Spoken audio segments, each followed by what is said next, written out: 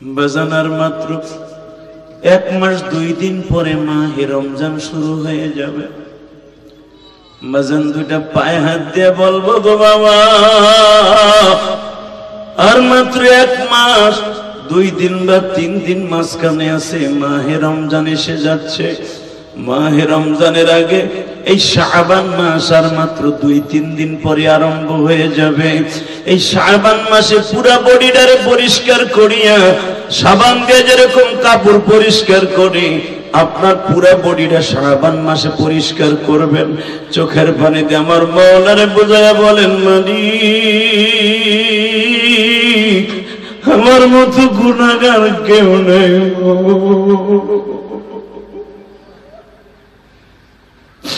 আমার মতো গুনাহগার কেউ নাই গো। জীবনে কত অন্যায় করছি, যদি একদিনের অন্যায়ের হিসাব দিয়ে নাজাত পাইতে হয়, আমি আব্দুল করিম, আব্দুল জলিল, আব্দুল রহিম, আব্দুল জব্বার, আব্দুল গফফার, আমি জীবনে হিসাব দিয়ে গুনাহ মাফ করে যাইতে পারবো না, একমাত্র তোমার রহমতের ছায়াতল ছাড়া। আপনার আমার আত্মীয় স্বজন চোখের পানি দিয়ে আমার মাওলারে বুঝায় এখন, মালিক আর সময় নাই। এই মুখের মধ্যে দাড়ি ছিল না, দাড়িগুলো কাঁচা হইয়া উঠল, ওই দাড়িগুলা পাইকা গেল, দাঁতগুলা কি সুন্দর ফ্রেশ ছিল, সব দাঁতগুলা পড়িয়া গেল। আগে গ্যান্ডারি চাবাইয়া খাইতে পারতাম, এখন একটু গোস্ত চাবাইয়া খাইতে পারি না। তাহলে বুঝা গেল কবরে যাওয়ার টাইম হয়ে গেছে, কোনো কিছুই করতে পারলাম না। মনের কথা আল্লাহকে বুঝায় বলেন, মালিক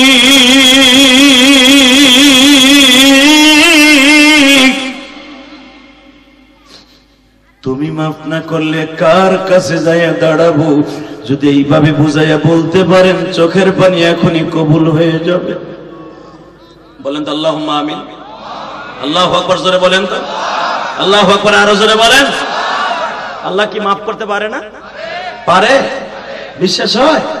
আমার নবী একটা আয়াত বললেন, কুল ইয়া ইবাদিয়াল্লাযীনা আসরাফু আলা আনফুসিহিম লা তাকনাতু মির রাহমাতিল্লাহ ইল্লা মান তাবা ওয়া আমানা ওয়া আমিলা আমালান সালিহা ইউবাদদিলুল্লাহু সাইয়্যাতিহিম হাসানা ওয়া কানা আল্লাহু গফুরুর রহিমা। এই আয়াত নাযিল হওয়ার পরে রাসূলের কাছে একজন সাহাবী এইভাবে খোরাইতে খোরাইতে আসছে। মারহাবা বলেন। পূর্ণিমার চাঁদের মতো চেহারা, যার চেহারা রূপ ধারণ করে জিবরাইল 40 বার নবীর কাছে আইছে। আরে আরো জোরে করে। যখন 40 বার আইছে, বুঝেন জিবরাইল তার রূপ ধারণ করে কেমন সাহাবী এটা। হঠাৎ করে বিশ্বনবীরে বলে, ইয়া রাসূলুল্লাহ আপনি যে বললেন সব গুনাহ মাফ হয়ে যাবে, সব গুনাহ মাফ হবে, আমার মনে বিশ্বাস আসে না। নবী বলে, আমি বলার পরে বিশ্বাস আসে না, এমন কি গুনাহ কও? নবী শুনবেন তাহলে, বলো আমার নাম সেই দাহিয়া। কোন দাহিয়া? তুমি লেশ লেশ মারবে মুশকিল, কি সমস্যা তোমার? তুমি কোন দাহিয়া? লেশ। হুজুর আমি সেই দাহিয়া, আমার নিজের হাতে 150টা মেয়েকে জিন্দা দাফন করছি। পৃথিবীতে আমার মতো পাষণ্ড মানুষ আল্লাহ একজনও বানাইছে কিনা আমি জানি না। নবী বলে, তুমি কি বললা? ওয়া ইযাল মাউদাতু সুইলাত বিআইয়ি যামবিন কুতিলাত। তোমাদের মতো যারা মেয়েদেরকে জিন্দা দাফন করত, কিয়ামতের মাঠে তোমাদেরকে আল্লাহ প্রশ্ন করবে। ওই মেয়েটা বলবে, বিআইয়ি যামবিন কুতিলাত। বাবা আমার অন্যায় কি ছিল, কেন তুমি আমার জিন্দা দাফন করছো? তুই কি সেই দাহিয়া? জি দাহিয়া। আমার জানতে খুব ইচ্ছা করে, তুই কেমনে জিন্দা মানুষ দাফন করতে, তোর কি মায়া লাগতো না? সব বাদ দিলাম, অন্য মেয়েদেরকে আমি দাফন করতাম পয়সার বিনিময়ে, কিন্তু আমারটা দাফন করছিলাম কিসের বিনিময়ে তাই বলেন? আপনি যে বলে ফেললেন সব গুনাহ মাফ করবে, আমার বিশ্বাস সব গুনাহ মাফ হইব না। নবী বলে, আমি গ্যারান্টি দিলাম তোর সব গুনাহ মাফ। আরো জোরে, আরো জোরে। শুধু গুনাহ মাফ না, ইউবাদদিলুল্লাহু সাইয়্যাতিহিম হাসানা। যত গুনাহ করছো গুনাহ মাফ হবে তো হবেই, খালেস তওবা করলে ওই গুনার জায়গাটা ফিল করবে আমার আল্লাহ, ভরপুর করবে নেকের দ্বারা। দাহিয়া আমি বলে, আমি এটাও বিশ্বাস করি না, এই গুনাহ মাফ হইতে পারে না। 151টা মেয়েরে আমার নিজের হাতে দাফন করছে, এর ভিতরে 4টা 5টা মা সহ দাফন করছে। কারণ মা দৌড়ে আমার সাথে পাও চাইপে ধরছিল, আমার মেয়েটারে নিও না, আমার মেয়েটারে মাইরো না। ইদা বুশিরা হাদুম বিল উনসা দাল্লা ওয়াজহা মুসাওয়াদ্দা ওয়া হুয়া কাযিম। ও নবী, এই মদিনা মক্কার মধ্যে যখনই মেয়ে হইতো এই খবরটা শোনা যাইতো, দাল্লা ওয়াজহা, সমস্ত বাবার চেহারাটা পূর্ণিমার চাঁদের জায়গায় আমাবস্যার অন্ধকারের মতো হয়ে যেত। ওই মেয়েটারে মেরে ফেলার জন্য বাজারে বইয়া, দোকানে বইয়া ফার্মের মুরগির মতো জিমাইতো, আমার মেয়েটারে কে মাইরে দিবা। ওই ডিউটিটা আমার ছিল। কয়েকটা মাস ছিল আমার বাধা দিতে, মারে একটা কোপ দিয়া, কোদাল দিয়ে মা সহ মেরে ফেলেছি। আমি সেই দায়ী। আপনি আজ থেকে 14-15 বছর আগে কেন এই মদিনায় আসেন নাই? আমার এই বৃদ্ধ বয়সে কেন আইছেন? আল্লাহু আকবার জোরে বলতে পারলেন না? দাহিয়া বলতো কেমনে কি করতি, এখন কানলেন। সময় কিন্তু কম, চলে যাবো যে কোনো মুহূর্তে, কারণ আজকে আমার ঢাকায় বিশাল বড় প্রোগ্রাম। বাবা, আমার এই গ্রামের মানুষগুলা এত বড় গুনাহ কোনোদিনও করেন নাই। করছেন? করেন নাই। দাহিয়া বলে, হুজুর আমার লাইফের ইতিহাস জানেন? জানেন না। আপনার বয়স কত হবে তাও আমি জানি না, তবে আমি দাহিয়ার চাইতে আপনার বয়স বেশি না। আল্লাহু আকবার জোরে বলতে পারলেন না? বরঞ্চ আমি আপনার থেকে বয়সে বড়ও হতে পারি। কিন্তু আমার দুঃখের বিষয়, আপনি যে বললেন লা তাকনাতু বির রাহমাতিল্লাহ, আমার নবী বলে এটা আমি বলি নাই, আমার আল্লাহ বলেছে। আল্লাহ মাফ করে দিবে, আল্লাহ মাফ করে দিবে। ইউবাদদিলুল্লাহু সাইয়্যাতিন হাসানা ওয়া কানা আল্লাহু গফুরার রহিমা, আল্লাহ নিজে বলেছেন। বলো নবী, তাহলে শোনেন, আমি সিরিয়ার উদ্দেশ্যে ব্যবসায় গিয়েছিলাম। এমন হইয়া সিরিয়া হয়ে আসতে 6 মাস টাইম লাগতো। আমার বিবিকে 7 মাসের গর্ভবতী রেখে রেখেছিলাম সিরিয়ায়। সিরিয়া যাইবার সময় বউরে কয়ে গেছিলাম, এখন তো আল্ট্রাসোনোগ্রাম করার সিস্টেম আছে, ওই যেমন তার বোঝার সিস্টেম না, ছেলে হবে না মেয়ে হবে। আমি দাহি আমার বউরে বলে গেছিলাম, যদি আমার মাইয়া হয় তুই নিজে দাফন করে দিস, তাহলে তুই আমার বেটার বউ, একবারে 100 বউ। আর যদি তুই আমার মাইয়া হওয়ার পরে না মারোস, মনে করবো তুই আমার শত্রু। কিন্তু হুজুর, আমার বউ ডেলিভারি হওয়ার মাত্র 15 দিন আগে চলে গেছিল অন্য জায়গায় ভাড়া, গহীন এলাকায় চলে গেছিল, যেন এলাকার মানুষ বুঝতে না পারে আমার ছেলে হয়েছে না মেয়ে হয়েছে। ওখানে যে হয়েছে আমার মেয়ে। নবী বলে, মেয়ে হয়েছে তো তোর ঘরে একটা জান্নাত হয়েছে। নবী আগে শোনেন, আমার বিবি মনে মনে ভাবলো, এখানে রাইখে যদি আমি বাচ্চাটা কোলে করে আমার বস্তিতে যাই, আমার এলাকার মানুষ আমার তিরস্কার মারবে, আমার স্বামীর কাছে বলে দিবে নিষ্ঠুর স্বামী আমার মেয়েটাকে মেরে ফেলবে। আমি এখান থেকে একজন দাইমা ঠিক করলাম, দুধমা ঠিক করে আমার মেয়েটা পালতে দিয়ে দিলাম। আমার মেয়েটাকে পালতে দিয়া নবী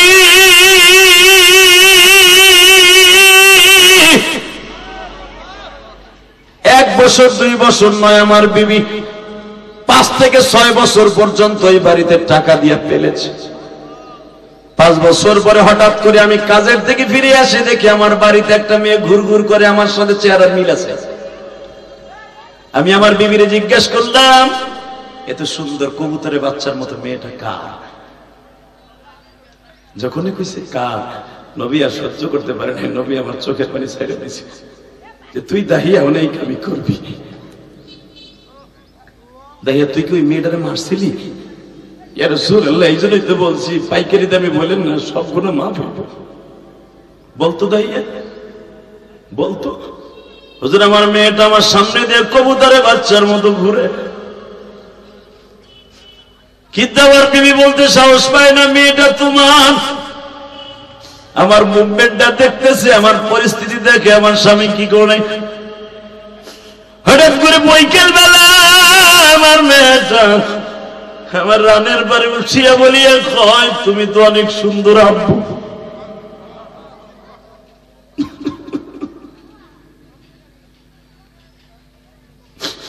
নবী আমার চোখটা বন্ধ করে বলে, দাহিয়া সূর্যি 65 জানুয়ারির মতো কাজ করতো জাহিলিয়াতের যুগ, তুই কি করলি? নবী বলে, লম্হস্যক ঘটনা নবী, এখনো শেষ হয় নাই, আমার পাপ এখনো শেষ হয় নাই। কি করলি রে দাহিয়া?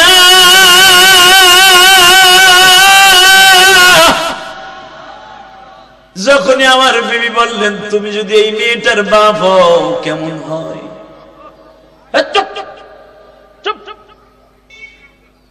আমার মেয়ে হবে। দেখো গো, এই জাহিলিয়াতের এলাকার মানুষ জানে না যে এটা তোমার, আসলে আমার মেয়ে হয়েছিল, এটা তোমার মেয়ে। দেখো তোমার সাথে সুন্দর চেহারার মিল আছে। আমি ওরে মাইরে ফেলতে চাইছিলাম কিন্তু মারি নাই। কেন জানো? আমি ভাবছিলাম তুমি যে সফরে গেছো, যদি কোনোদিন ফিরে না আসো, আমার মেয়েটারে কোলে করে নিয়ে আমি সারা জীবন জঙ্গলে জঙ্গলে কাটাই দেবো, মনে করবে এটা আমার স্বামীর স্মৃতি। দাহিয়া বলে নবী গো, ওই যে কোরআনের কথা, ইদা বুশিরা আহাদুম বিল উনসা ওয়াল্লাহু ওয়াজবা, শয়তান এমন ভাবে ধোঁকা দিল, আমার চেহারার মধ্যে কোরআনের ভাষা, আমার কথা নয় এটা, আমার চেহারার মধ্যে আমাবস্যার মতো অন্ধকার হয়ে গেল। আমার বিবির একটা থাপ্পড় দিয়ে খাটের উপরে ফেলাই দিয়া বললাম আওয়াজ করবি না, আওয়াজ করলে তোরে শেষ করবো আগে, কোন আওয়াজ করবি না, কেউ যদি শুনতে না পারে যে আমার মেয়ে হয়েছিল। হুজুর আমার মেয়েটার আমি ঘাড়ে করে নিয়ে গেলাম। মেয়েটা তখন বারবার আমার ঘাড়ে সুমা দিতে ছিল আর বলতেছ আমি আজও পর্যন্ত আব্বুর কোলে উঠে নাই, তোমার কোলে উঠছি, তুমি কি আমার আব্বু লাগো, তুমি কি আমার আব্বু লাগো। আজও পর্যন্ত আমি কেউ আব্বু বলে ডাকি নাই।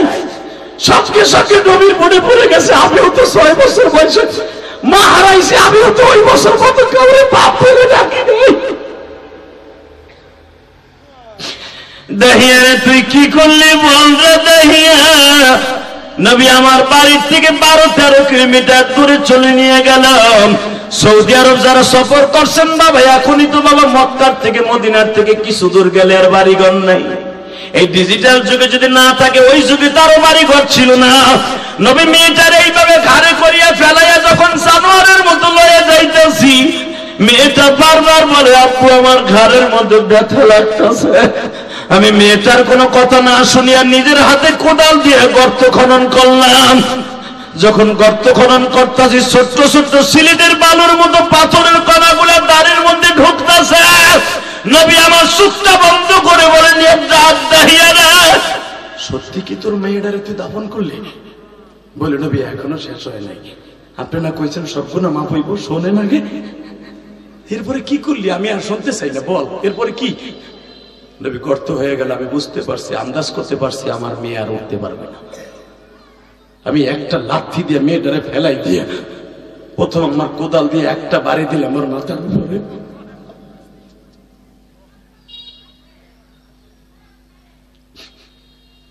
কচি কবুতরের বাচ্চার মতো জমিয়ে পড়ে যাবে।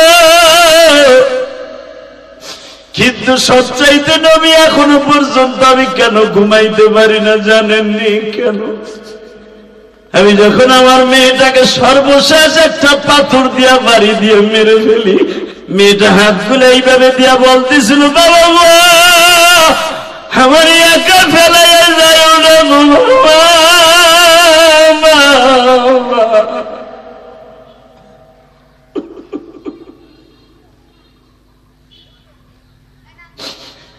নবী। আমি আমার মেয়েটার যখন মেরে মাটি দিয়ে রেখে আসলাম, বাড়িতে আসার পরে দেখি আমার বিবি আমার বাড়ি ছেড়ে চলিয়া গেছে। আমি রাতের অন্ধকারে একা একা ঘুমাই, ঘুমিয়ে করে আমার মেয়েটা প্রতিদিন আমার ডাকে। যখনই ঘুমের মধ্যে ডাক দেয় আব্বা আমার একা রাইখা যাইও না গো আব্বা।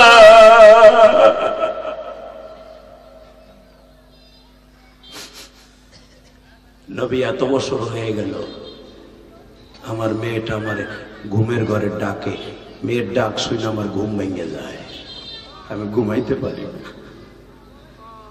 নবী এবার বলেন আমার এই গুনাহ মাফ হইব? নবী বলে তোরে তোর টার্গেট করে কয় নাই রে দাহিয়া, আল্লাহ বলছে যত গুনাহ করবা যদি শিরক না হয় আমি মাওলা মাফ করে দিব।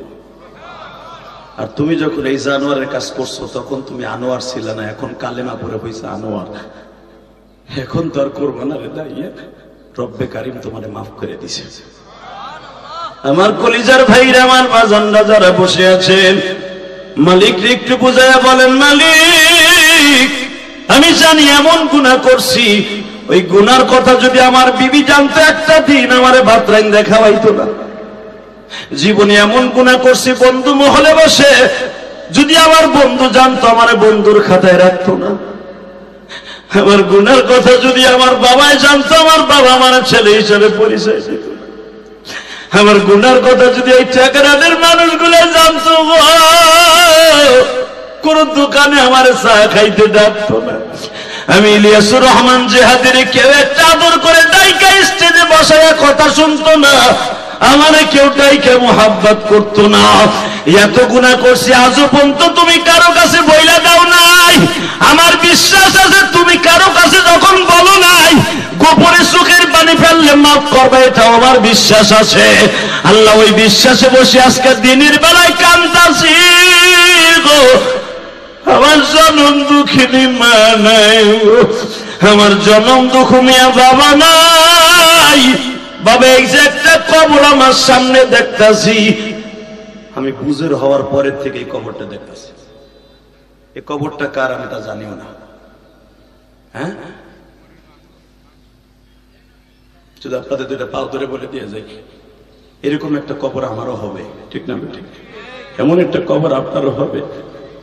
দুনিয়ার সব বাহাদুরি বন্ধ হয়ে যাবে, চোখ দুইটা বন্ধ হওয়ার সাথে সাথে আপনার আবার কবরে কি অবস্থা হবে জানি না। তবে কবরের কথা চিন্তা করে যদি মেহেরবানি করে কোনোদিন কোনো একটা মাহফিলে বসে চোখের পানি ছেড়ে দেয়, একদিন আল্লাহরে বুঝাই কইতে পারেন, আল্লাহ আমার মাফ করে দেও না, আমার বিশ্বাস আপনার চোখের পানি কবুল হবে। কারণ আমরা তো দাহিয়ার মতো এরকম জানোয়ারের কাজ করি নাই, কথা ঠিক না বেঠিক? আমরা দাহিয়ার মতো কোনোদিন এইভাবে মানুষকে হত্যা করে জীবিত জিন্দা দাফন করি নাই। আমার মালিক আমার মাফ করবে না কেন? বড় বিশ্বাস আছে আল্লাহ আমাদের মাফ করবে। আশা আছে না নাই? আছে? বলেন তো আল্লাহু আকবার। হাত দুটো আসমানের দিকে আল্লাহর জোরে একটা ডাক দেন তো, ডাক দেন, ডাক দেন, ডাক দেন, আজকে জোরে একটা ডাক দেন, দেন। আজকে 28শে জানুয়ারি দিনের বেলা দেন, ডাক দেন। আপনারা সবাই আমার আত্মীয় স্বজন 28শে জানুয়ারি জোহরের নামাজের পরে আল্লাহকে জোরে একটা ডাক দিয়ে দেখায় দেন। আল্লাহর জোরে ডাককে দিয়ে কর, তুমি আমার বানাইছো, আমি অপরাধে হয়ে হাত তুলছি, তুমি মাফ করবে না। আল্লাহ জেলখানায় যাইয়া যখন জজ সামনে খানায় হাত জোর করে দাঁড়াই হয়, আর আমি আসামের মধ্যে দুইটা হাত তুলে দিছি, তোমার যদি ভালো লাগে আমার হাত দুইটা মাফ করে দাও, আমার হাত দুইটা মাফ করে দাও। 28শে জানুয়ারি আজকে মেরাজের দিন, আমাদের মাফ করে দাও গো মালিক, মাফ করে দাও। জোরে করে আমিন, আরো জোরে করে আমিন। আমার বিশ্বাস আল্লাহ মাফ করবে ইনশাআল্লাহ। বলেন আল্লাহ মাফ করবে না? করবে ইনশাআল্লাহ। বলেন আমার বিশ্বাস মাফ করবে। কেন করবে না? কেন করবে না? অতএব আমি আপনাদের কাছ থেকে বিদায়ের আগে একটা কথা বলবো, রব্বে কারিম যদি আমাদের মাফ করে দেয়, যে কাজগুলো করলে আল্লাহ খুশি হবে ওই কাজগুলো করার নিয়ত আছে না ইনশাআল্লাহ? তার ভিতরে 1 নাম্বার কাজ করবেন, 5 ওয়াক্ত নামাজ পড়বেন। নিয়ত আছে তো? কে কে 5 ওয়াক্ত নামাজ পড়বেন? দেখে আল্লাহকে হাত তুলে দেখান। আল্লাহ দেখো তো কি সুন্দর নিয়ত করছে আল্লাহ। আজকের দিনে তোমার নবী মিরাজের থেকে আসছে, মারহাবা বলেন। একটু 2টা মিনিট কথা বলে যাই, নামান, হাত নামান। এই যে আজকের দিনটা, আজকের দিন, আজকে জানেন আপনি এই দিনের ফজিলত কত? রাত্রে আমার নবী 50 ওয়াক্ত নামাজ নিয়ে আসছে। আজকে সকালবেলা আবু জেহেল নাও আমার নবীর ডাক দিয়ে কয়, মুহাম্মদ নতুন কোন খবর আসেনি? খবর আসেনি মানে চাচা, সুবহানাল্লাযী আসরা বিআবদিহি লাইলাম মিনাল মাসজিদিল হারাম ইলাল মাসজিদিল আকসা। চাচা আমি মসজিদে হারাম থেকে মসজিদে আকসায় গেছিলাম। আবু জেহেল ভেটকাই দিয়ে কি কয় জানেন? হ্যাঁ রে বেটা, এরকম একটা বাটপারি কথার জীবনে পাঁচটা। মসজিদে হারাম থেকে মসজিদে আকসা 6 মাসের রাস্তা, এটা কি সম্ভব যাওয়া? আমার নবী বলে, চাচা আল্লাহ সম্ভব করলেই সম্ভব। কথা বলেন না কেন? ঠিক না বেটা? আল্লাহ সম্ভব করলে সম্ভব না? সবচেয়ে অসম্ভবকে সম্ভব করতে পারে কে? আবু জেহেল ডাক দিয়ে সাথে সাথে বলতেছে, এই বেটা গাঁজাখুরি কথা কইতে সাহস পাস না? এখান থেকে যাইতে লাগে 6 মাস, আসতে লাগে 6 মাস, কিছুদিন থাকতে 1 বছর সময় জায়গা বাইতুল মুকাদ্দাস যাইতে আর আইতে। তুই কইতেছ এক রাত্রে গেছ, আবার কইতেছ আল্লাহর বাড়িতে গেছি, 50 ওয়াক্ত নামাজ আনছি। আচ্ছা আমরা বিশ্বাস করি বা না করি, তোর বন্ধু আবু বকরে ডাক দেয়। সুবহানাল্লাহ বলেন। এইবার দেখবো আবু বকরের মতো প্রেমিক কয়জন আছে। রেডি? হ্যাঁ আবু বকরে দিগাও, শুনছো কি হইছে? তোমার বন্ধুরে তো আটকে এলাইছে কথা দিয়া। কই কেমনে জানো না? না, ট্যাকেরাডের মোড়ে ভিড় যে হানুমানে খাড়া করাইয়া দিছি, কে কি গেরা করে লাগাইয়া। কই কেমনে? দিছি, জিগা কেমনে দিছি? আবু বকর বলে, আরে নাদান রে, আমার প্রিয় হাবিবকে ঠেকাইবার মতো মানুষ পৃথিবীতে কেউ জন্ম নেয় নাই। তুই কি ভাবছ? তোমার বন্ধু কি কয় শুনছো, এটা কি বিশ্বাসের যুক্ত? কেমনে কি কইছে তাই কর। বলে আমি কি কমু, তোর বন্ধুর কাছে হন, দেখ বিশ্বাস করস কিনা। আরে আমার বন্ধুর কাছে শুনতে হবে না, তুই ক কি কইছে তাই কর। সে বলে 6 মাসের রাস্তা বাইতুল মুকাদ্দাস যাইয়া, এখান থেকে আল্লাহর বাড়িতে যাইয়া 50 শত নামাজ লইয়া আবার বলে আইছে আই এখন তোমাকে ওয়াজ করে শুনাইয়া নামাজ পড়ার কথা কইব। এটা কি বিশ্বাস করা যায়? একদিন তুমি বিশ্বাস করছো, মাইনে নিয়েছি, এটা কি বিশ্বাস করা যায়? আজ গুবি ঘটনা। আবু বকর যে উত্তরটা দিলে যদি শুনেন, আপনারা তো জানেন তাই না?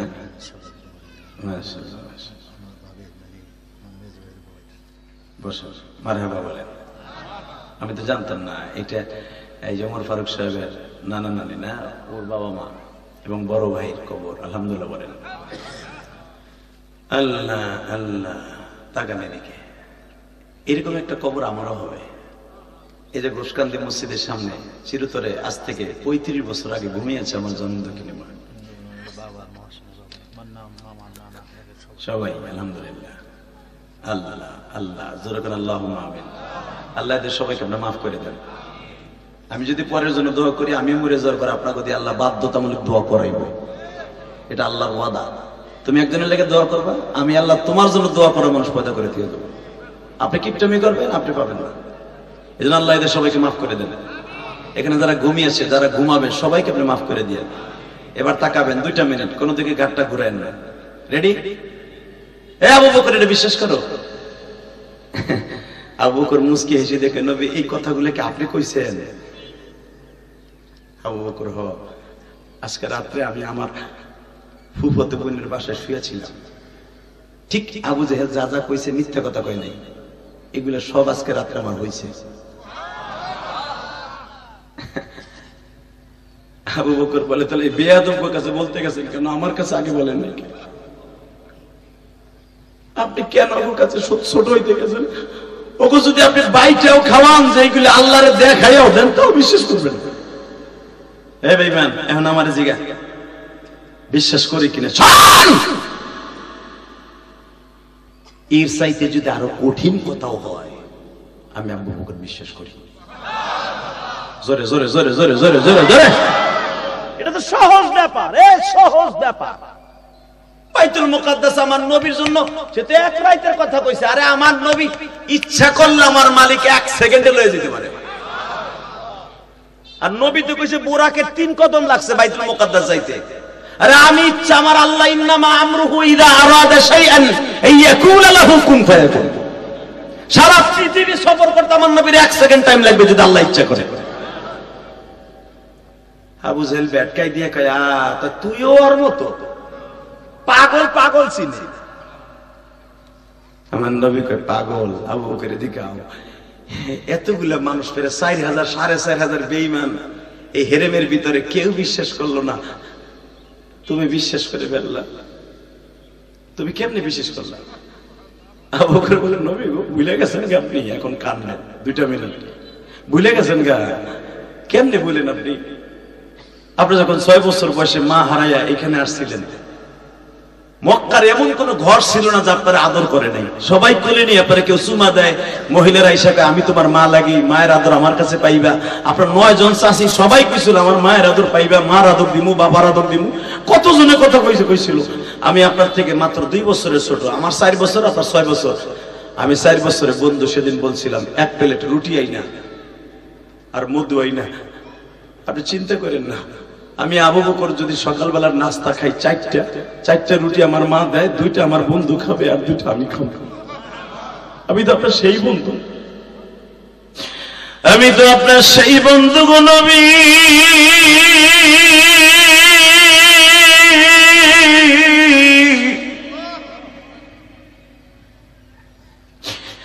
আমি সেই 4 বছর বয়সের থেকে দেখছি আমার বন্ধু জীবনে একটা কথা মিথ্যা বলে নাই।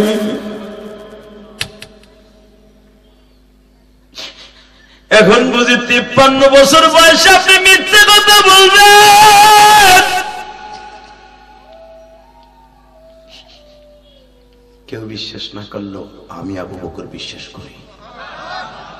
নবী আমার কেঁদে দিয়ে বলে, আবু বকর আমি তোরে খালি হাতে ফিরাইতে পারি না, আমার মালিক একটা লকব দিছে এখন জিবরাইলের দ্বারা, গায়রে মাতলু দিয়ে আওয়াজ দিছে আমারে। আপনার আবু বকর এত বড় আমার মিরাজের আলোচনা মাইনে নিল, এই আজকের কথা এই জন্য বলে দিয়ে গেলাম। আপনার আবু বকর যখন মাইনে নিছে, আমি আল্লাহ আমার আবু বকরে খালি হাতে ফিরাইতে দিবেন না, আজ থেকে আবু বকর সিদ্দিক। জোরে জোরে জোরে জোরে জোরে জোরে জোরে জোরে জোরে। আমার নবী যে 50 ওয়াক্ত নামাজ নিয়ে আসছে, কোনো অবিশ্বাস আছে? জোরে বলেন। তাহলে আপনি বিশ্বাস করলেন তো আজকের দিনে। আমিও আপনাদের সাথে বিশ্বাস করাবার জন্য বলে গেলাম, 5 ওয়াক্ত নামাজ পড়বেন, 50 ওয়াক্ত সওয়াব পাবেন। কোনো কি কল আছে? এর ভিতরে কোনো সন্দেহ আছে? যদি আপনার সন্দেহ না থাকলে আপনিও সিদ্দিক। আল্লাহু আকবার জোরে বলেন। আর আপনি সিদ্দিক, আবু বকর সিদ্দিকের গাড়িতে জান্নাতে যাবেন ইনশাআল্লাহ। সিদ্দিক শব্দের অর্থ হলো সত্যবাদী, সত্য কথা গাওয়াহি দেনেওয়ালা, সত্য কথা শুননেওয়ালা, সত্য কথা বলনেওয়ালা। অতএব সদা সর্বদা সত্য কথা বলবেন, মিথ্যা থেকে দূরে থাকবেন, সেটারই বাটপারি করবেন না, কারোর সাথে কারো মাল লুণ্ঠন করবেন না, কাউরে ঠকাবেন না, নিজে ঠকবেন না ইনশাআল্লাহ। সবাই ভালো থাকবেন, সুস্থ থাকবেন। হয়তো একটু পরে আসরে আজান হবে। আমি চাই মাহফিলটা দিনের বেলা হয় নাকি? কয় বছর ধরে হয়? এই প্রথম। আমি চাই মাহফিলটা গাজীপুর মতো হোক, দিনের বেলায় হোক। কি বলেন? আলহামদুলিল্লাহ বলেন তো। হয়তো অনেকে অবিশ্বাস করছে, ইলিয়াস আইবনি, ইলিয়াস বনে আইবনি, তা না হলে লোক আরো মনে বেশি হইতো, তাই না? হয়তো ইনশাআল্লাহ তাআলা এই বছর থেকে যখন দিনের বেলা থেকে দিন রাত মিলে চালু হয়েছে, যতদিন এই মাহফিলটা হবে আমি দিনের বেলায় টাইম দেবো ইনশাআল্লাহ বলেন। আপনারা সবাই ভালো থাকবেন, সুস্থ থাকবেন। যদি একটা কথার দ্বারা কষ্ট পেয়ে থাকেন, আল্লাহর রাস্তায় মাফ করে দিবেন। যদি একটা কথা ভালো লাগে, আমল করার চেষ্টা করবেন। বাঁচিয়া থাকিলে দেখা হইবে আবার, মরিয়া গেলে দেখা হবে হাসরের মাজার। ওমা তাওফিক ইল্লা বিল্লাহ, ওমা আলাইনা ইল্লাল বালাগ।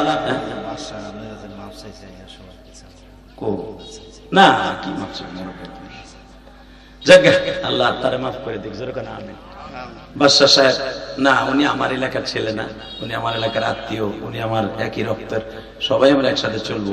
আমি মরে যাওয়ার পরে আমার জানাজা সে যাবে, আমি তার জানাজা আসবো। আমার একটা নিয়ম আছে বাবা, আপনারা কে কি মনে করেন আমার জানেন না। আমার বাপরে চিনেন না এমন কোন মানুষ নাই। আমি কলমকার বলা, আমি কলমকার বলা। আমার বাপ এখনো রাস্তা দিয়ে হাঁটতে করে বলা এটা আমি জানি। কিন্তু আমার বাপ খেটে খাওয়া মানুষ হোক, কিন্তু একটা ছেলে জন্ম দিয়েছে। সারা পৃথিবীর এমন কোন দেশ নাই আমি গুনাহগার আল্লাহর ইচ্ছা চিনে না। এটা আমি আপনাদেরই সন্তান, আমি আপনাদেরই সম্পদ। এই যে ভাই কথা বললাম আমার কাছে মাফ চাইছে, না সে মাফ চাইবে কেন, আমি তার কাছে মাফ চাই। হয়তো আমার একটু উচ্চ বাক্য হয়ে গেছিল, আল্লাহ মাফ করে দিক। জোরে কোন আমিন। আল্লাহ আমাদের সবাইকে মিলেমিশে থাকার তৌফিক দান করেন, একসাথে নাজাতের ওসিলা বানায় দেন। আল্লাহ এই কবরস্থানে যারা শুয়ে আছে তাদের সবাইকে মাফ করে দেন। আল্লাহ বিশেষ করে আমার ঘুষকান্দি বুঝ না, আমার চাচারা মামারা যারা কবরে শুয়ে আছে সবাইকে আপনি মাফ করে দেন। আল্লাহ আমার রাত দিয়ে নানের প্রত্যেকটা কবরবাসীকে আপনি মাফ করে দেন। আল্লাহ পুরা ফরিদপুর, বৃহত্তর ফরিদপুরের একটা মানুষকে আপনি জাহান্নাম নিবেন না। একজন আলেমকে ওসিলা করে যদি আপনি হাজার হাজার মানুষকে জান্নাত দেন, আল্লাহ আপনি আমাদের ওসিলাকে মাফ করে দিন। আর এই মামার মাদ্রাসাটাতে খেয়াল রেখেন, ইনশাআল্লাহ বেঁচে থাকলে আবার দেখা হবে।